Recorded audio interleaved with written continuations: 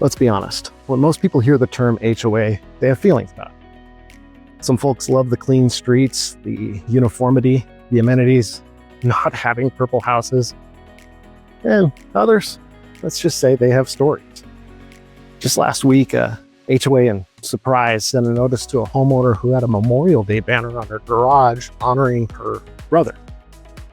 He's a fallen U.S. Army Ranger. The banner had been approved by the previous HOA management group, but she still got a violation from the HOA.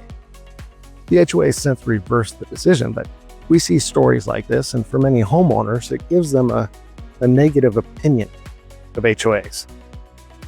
Today on the State 48 Homeowner Podcast, we're unpacking how HOA rules can affect your ability to sell your home and why understanding your specific community's rules ahead of time can save you time, money, and headaches. Now stick around to the end and we'll let you know 3 things that you should do before listing your home, as well as some things to think about when buying in an HOA. So join us as we jump into the good, the bad, and the ugly of HOAs today on State 48 Homeowner. Hi, I'm Klaus, and this is State 48 Homeowner. In Arizona, the vast majority of newer communities fall under a homeowners association, especially here where we're at in the East Valley. HOAs are tasked with keeping property values high, streets clean, and neighborhoods looking sharp. They manage everything from landscaping and common areas to architectural approval, community events, and yes, even holiday inflatables. My neighborhood even coordinates food trucks. That said, every HOA is different. Some are very relaxed, while others, well, they notice if your trash can is out 5 minutes too early. In my current neighborhood, I'm not very involved, but I did serve on HOA boards for 12 years.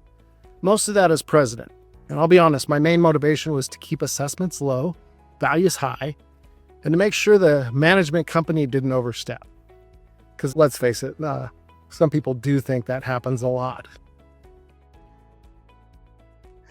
Now, we're not here to bash HOAs because, they serve a valuable role, but sometimes the rules and the enforcement can feel a little bit over the top. Take one Goodyear HOA that fined a homeowner for handing out cold bottled water to passersby simply because the cooler was visible from the street. They always said bottled water here in Arizona. Here's the deal. When you buy into an HOA, you're agreeing to a set of legally binding rules called the CC&Rs, covenants, conditions, and restrictions. You can't buy the home without agreeing to them, and you can't opt out unless the entire community votes to dissolve the HOA in accordance with, you guessed it, the CC&Rs. There's no I didn't know clause. You buy in, you play by the rules, and if you don't, well, not only can unpaid dues or fines mess with your home sale, but here's what surprises most people. In Arizona, an HOA can legally foreclose on your home if you're more than a year behind in dues or if unpaid fines exceed $1,200, not including late fees, attorney costs, or collection charges. So yeah, don't ignore those violation notices. And when someone complains online about overnight street parking bans, they might expect a chorus of support, but what they usually get is something like this. Welcome to the party, pal! That's because when Arizona required HOAs to let communities vote on whether to keep those parking rules, many neighborhoods like Adora Trails and Augusta Ranch overwhelmingly chose to keep them. In Adora Trails, it was 89% in favor of keeping the ban. People seem to want to keep their streets free of cars. No cars! Now let's talk about what matters most for sellers. HOA violations can absolutely impact your ability to close. The most common reason that people give for wanting an HOA is we don't want our neighbor painting their house purple. But here's the twist. Now, we have plenty of non-HOA neighborhoods without a single purple house. Of course, we have some neighborhoods that do have bright purple or pink houses. So that's a good argument. Now, in most Arizona HOAs, you'll have a color palette to choose from. If you want to go outside that, you'll need approval. And beyond paint, here's a few of the most common rule violations that might cause trouble, sometimes without you even realizing it. So landscaping. If you've got a few weeds popping up, or if you're planting a tree or bush that your HOA didn't approve, that could be a violation. Then we have parking.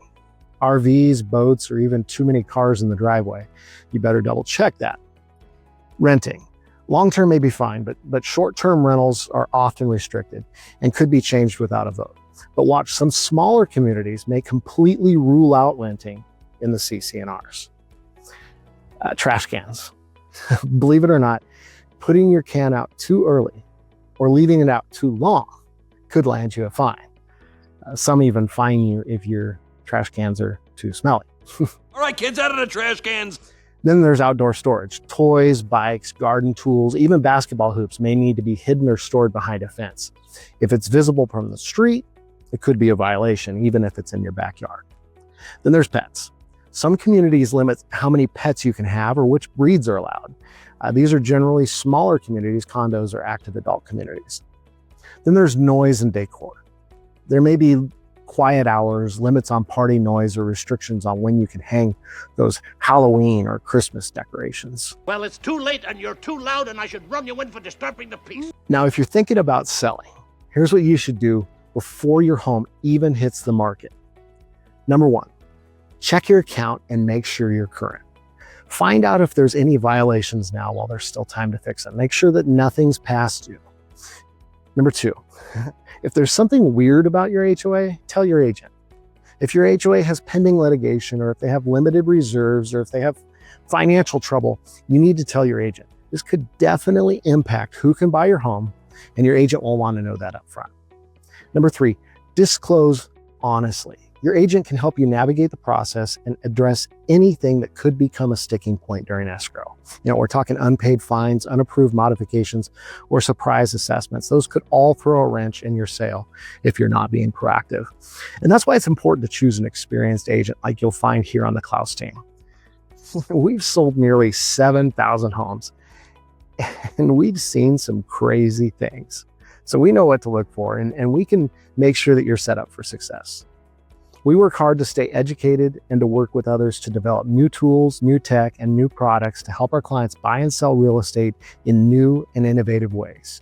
If you want to find out how you can do more with the Klaus team than with anyone else, reach out to us at klausteam.com/callusfirst or call us at 480-354-7344.